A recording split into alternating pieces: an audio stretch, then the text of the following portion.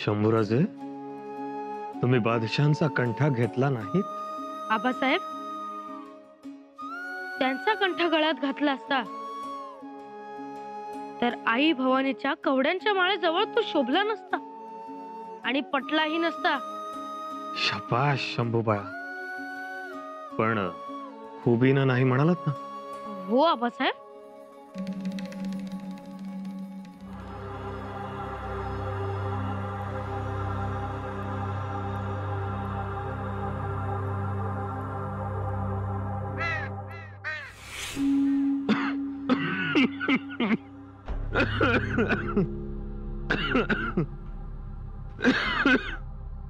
भगवंता, आम्ही काही आता राहत नाही. येऊन जा रे मला. दिन ब दिन बीमारी बढ़ती जा रही है.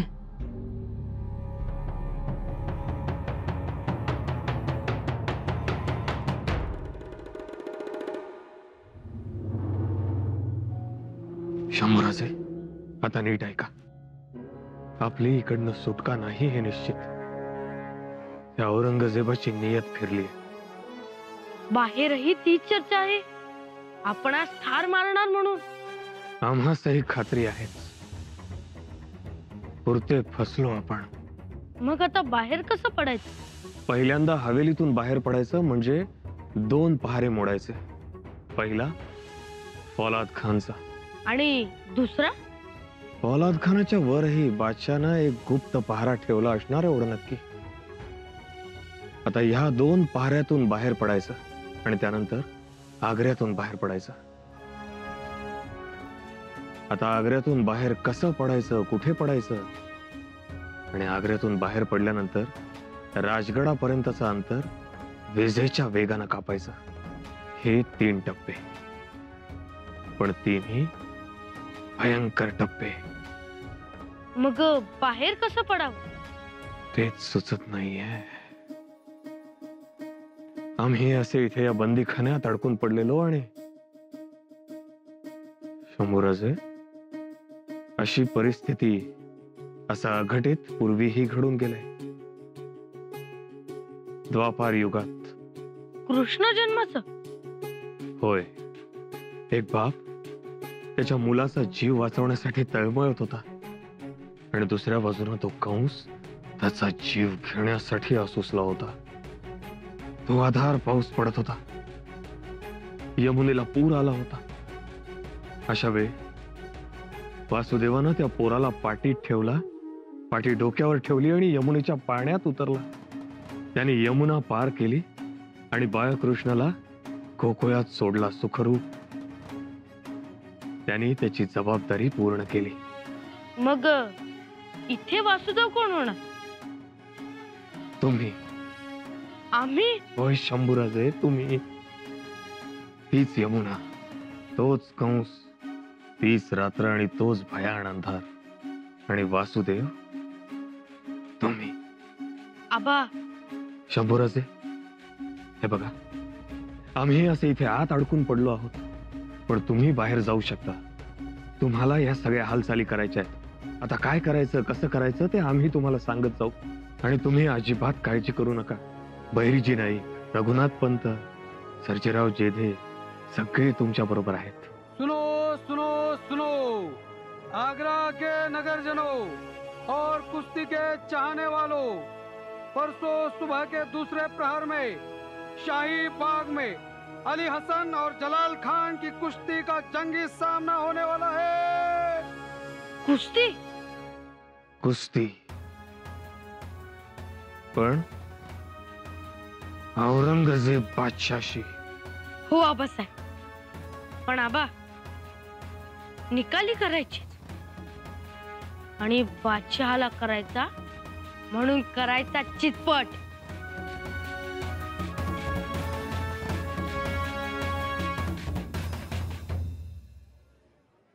देखिए भाई साहब, आपने ये जो सुराही पसंद की है ना, ये इन सारी सुराहियों में से बेहतरीन है. दाम तो लगेंगे. अरे नहीं नहीं नहीं, बहुत ज्यादा दाम बता रहे हो आप. सेठ जी, इसमें पानी इतना ठंडा हो जाता है कि धूप में अगर पिएंगे ना, सुकून महसूस करोगे. पिछली बार मैं आपके यहाँ से सुराही ले गया था, बड़ी तारीफें कर रहे थे, पर पानी तो ठंडा होता नहीं। देखिए सेठ जी, वो मेरी बनाई हुई सुरई नहीं होगी। आप बादशाह के महल में जाके देख आओ, मेरी ही बनाई हुई सुरई रखते हो। अरे छोड़ो, मैं नहीं मानता आपकी बात को। सेठ जी, मैं गलत बात करता ही नहीं, माँ एकविरा देवी की कसम। माँ एकविरा? एकविरा आई? आग्र्यातील माणसाच्या तोंडी एकविरा देवीच नाव? बघूया की, चला. अरे आइए आइए साहबजादे, आइए, ले लीजिए, सुरई ले लीजिए, किफायती दाम में है। राम राम. राम राम. मावळातलं का? मावळातलं? होय होय, मावळातलंच की. पर तुम्ही?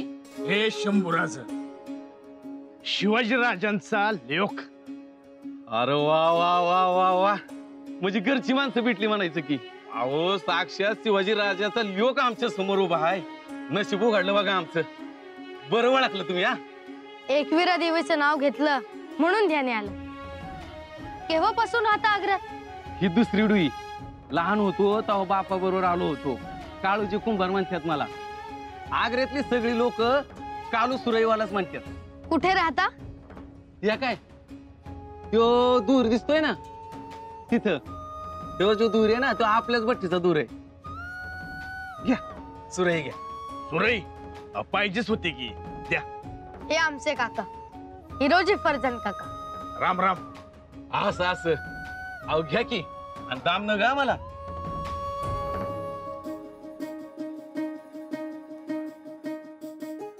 हे घ्या. नग नग. अहो, राजांची माणसं आणि खुद शिवाजी राजा पाणी पिणार असत्याल तर माझ्या मातीचं सोनं होईल बघा. नग, दाम नग मला.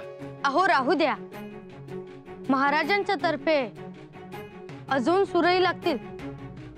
घ्या. चला.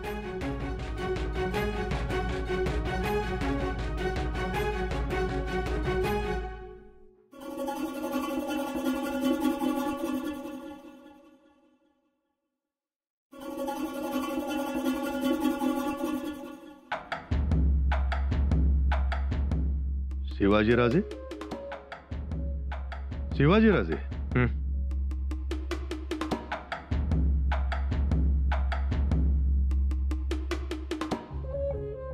जी खां साहब. मिजाज कैसे है आपके? अब लेटे रहिए, लेटे रहिए, आराम फरमाइए.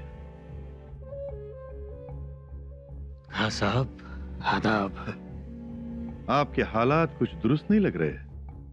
क्या करूं, बीमारी जाने का नाम ही नहीं लेती.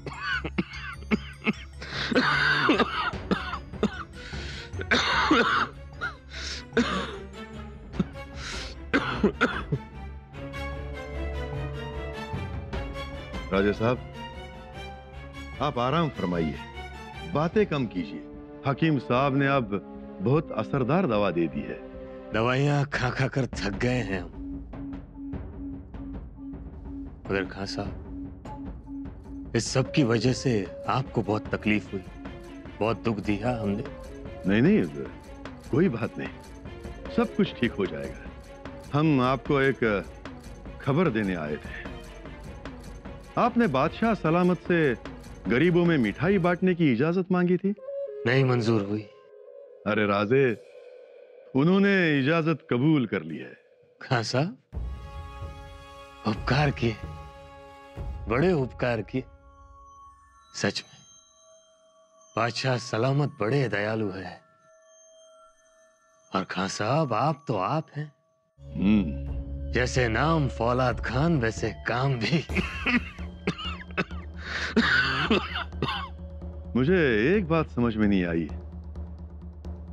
आपने ये मिठाई बांटने की कैसे सोच ली?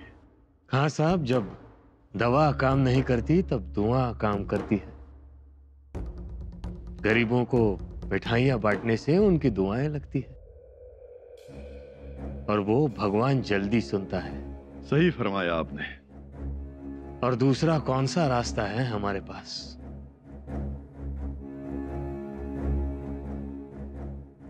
जगदम्ब। राजे, यहाँ से दूर एक मस्जिद है, उसके सामने ही अच्छी मिठाई की दुकान है, हम वहां बता देंगे। अरे नहीं नहीं खां साहब, आप इतना सब क्यों कर रहे हैं? आपके तो हम पर पहरे हैं। वो तो चलता ही रहेगा, हम उसमें बहुत माहिर है।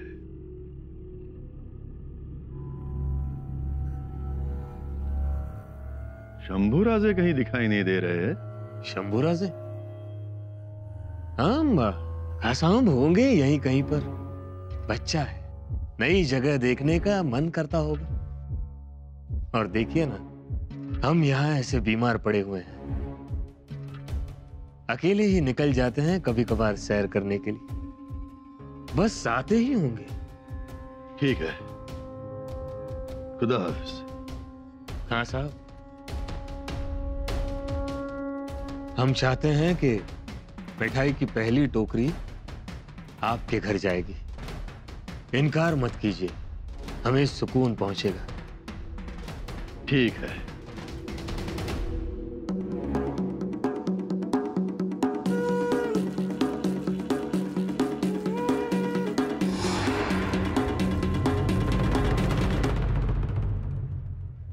आइए जनाब, आइए, लीजिए, ये मिठाई चखिए। स्वाद देखो, मुंह में लेते ही पिघल जाएगी। और खुशबू तो देखिए, पूरे आगरा में हमारी एक ही दुकान है। सही बात है, मिठाई अच्छी है, मीठी भी है, लेकिन एक बात है, आम्ही रोज घेणार मिठाई। हाँ हाँ, कितनी मिठाई लोगे? 1 शेर, 2 शेर? ज्यादा चाहिए। कितनी? 5 शेर, 6 शेर? 40-50 शेर रोज की लेंगे हम। कोई जश्न है? वाह।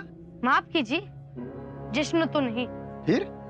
अब क्या कहे आपसे और क्या छुपाए। हमारे पिताजी बीमार हैं, वैद्य हकीम को। आपको पहचाना नहीं हमने। ये शिवाजी राजे के फर्जंद है, शंभू राजे। ओहो, शिवाजी राजे जो दक्कन से आए हैं, बड़े सुरमा है। अरे जनाब, पूरे आगरा में चर्चा है, बादशाह के सामने शेर की तरह दहाड़े। पूरा दरबार सख्ते में आ गया था। जी। ओ, धन्य भाग हमारे। हलवाई काका, मिठाई ऐसे बनाइए कि खाने वाले के मुंह से दुआएं निकले। हाँ हाँ बिल्कुल। पर भेजोगे किसमें मिठाइयाँ? ऐसी छोटी टोकरियां नहीं चलेंगी। वह बंदोबस्त हम करेंगे। शाही मिठाइयाँ पिटारे में जाती हैं, उस पिटारे में ही मिठाइयाँ भेजेंगे। तो फिर अच्छा है। आप कतई चिंता ना करें, मगर हमारी एक नम्र अर्ज है। राजा साहब ने अगर हमारा एक लड्डू भी खाया तो हमारे दिल को सुकून मिलेगा। हो, आम्ही सांगू आबासाहेबांना। क्या कहूँ, जब दरबार की बातें याद आती हैं, दिल करता है पूरे आगरा की बादाम वाली आला दर्जे की ठंडाई बांट दूं। अच्छा? हाँ जनाब, आप नहीं जानते, मेरी दुकान की ठंडाई पीने दूर दूर से लोग आते हैं। बड़े बड़े पहलवान मेरी दुकान की ठंडाई पीते हैं। कल शाही बाग में कुश्ती खेलने वाले हैं, वहां पहलवानों के लिए मेरी दुकान से ही ठंडाई जाने वाली है। महाराज, खाल्लं नाही तर कसं चालेल? काल रात्रीही खाल्लं नाही। रामसिंग,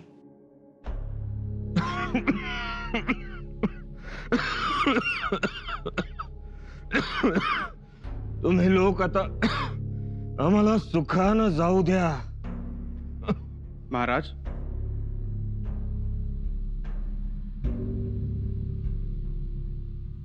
आइए आइए, राम सिंह आइए।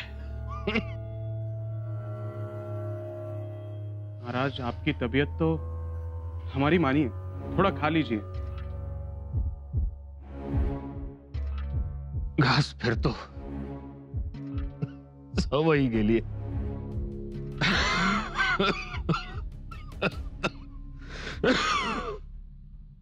कुछ करने का मन ही नहीं होता। महाराज, ये क्या, सारे आगरा को मिठाई खिलाई आपने और आप खुद ने खाना छोड़ दिया। वैसे क्यों बुलाया हमें? कुंवर, हम जब दक्कन से आगरा आए तो हमारे साथ सिपाही सालार भी आए थे। अब आप देख ही रहे हैं, हमारी बीमारी तो ठीक होने का नाम ही नहीं लेती। ना दवा काम कर रही है, ना दुआ। थक गए हैं हम। महाराज, धीरज रखिए। नहीं कुंवर, अब हमारे पास ज्यादा समय नहीं है और यहां से छुटकारा भी तो नहीं पा सकते।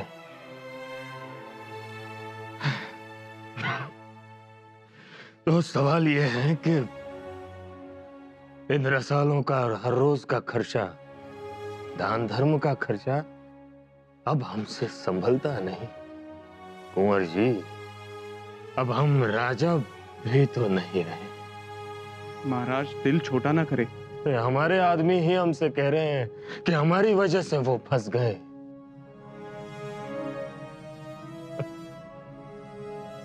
अब हमारा साथ तक नहीं देना चाहते और हमसे भी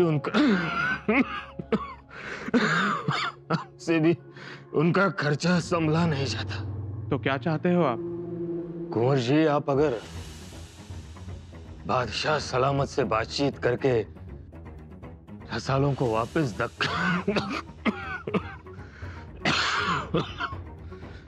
दक्कन भेज देने की इजाजत लेते हो तो बड़ी मेहरबानी होगी। जी महाराज, हम पूरी की पूरी कोशिश करेंगे। हम भी मानते हैं कि अब इतने लोगों की यहाँ जरूरत नहीं। अब आप हमें आज्ञा दें और आराम फरमाएं। जी शुक्रिया।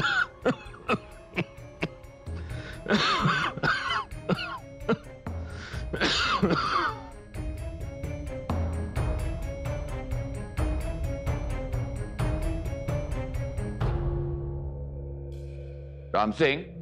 जी जहांपना। कुंवर शंभू कुश्ती का मजा ले रहे हैं। लगता है ये कुश्ती के बहुत शौकीन। शंभू राजे, जहांपना आपके बारे में कुछ कह रहे हैं। दंगल के बड़े शौकीन हो आप, ऐसा पूछ रहे हैं? जी बादशाह सलामत, हम दंगल का शौक रखते हैं। बहुत अच्छे, बहुत खूब। क्या लगता है हमारे पहलवानों के साथ कुश्ती लड़ाना पसंद करेंगे? खेलेंगे, जरूर खेलेंगे, लेकिन इन पहलवानों के साथ नहीं। क्या हो, डर गए?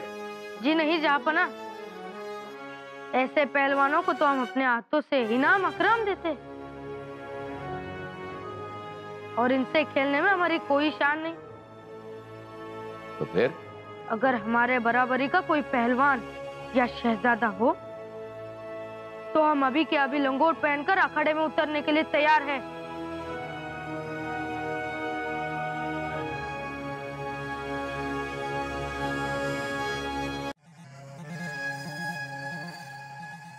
वजीर सल्तनत शंभू राजे पर कड़ी नजर रखी जाए।